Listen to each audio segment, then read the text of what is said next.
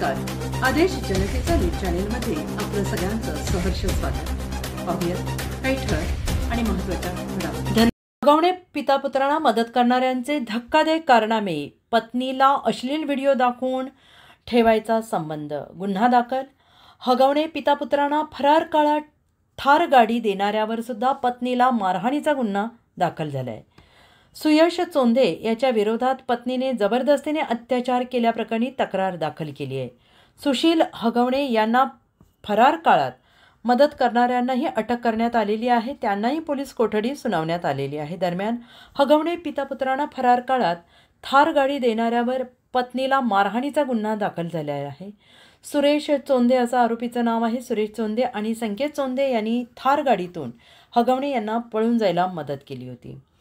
खडक पोलीस ठाण्यात सुयश चोंदे याच्या विरोधात पत्नीने तक्रार दाखल केलेली आहे. शारीरिक क्षण आणि मारहाण केल्याप्रकरणी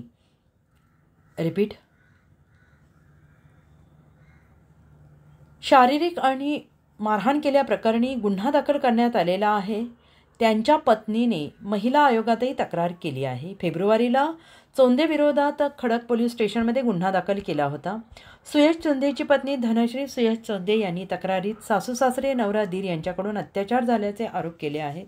धनश्री चोंदे बावधन पोलीस स्टेशनमध्ये दाखल झाले आहे. सुयश चोंदे यांनी अश्लील व्हिडिओ दाखवून पत्नीवर जबरदस्ती करून व्हिडिओमध्ये दिसल्याप्रमाणे शारीरिक संबंध ठेवण्यास जबरदस्ती केली होती असा आरोप आहे.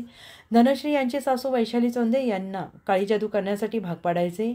नवरा बायको वेगळे व्हावेत म्हणून सासू काहीही करून काळी जादू करून धनश्री हिच्यावर काळी जादूचे प्रयोग करण्यात आले असेही तक्रारीत मांडलेलं आहे.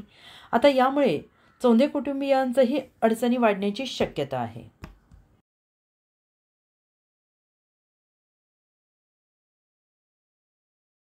नवनवीन बातम्यांसाठी पाहत रहा आदेश जनतेचा न्यूज चॅनेल.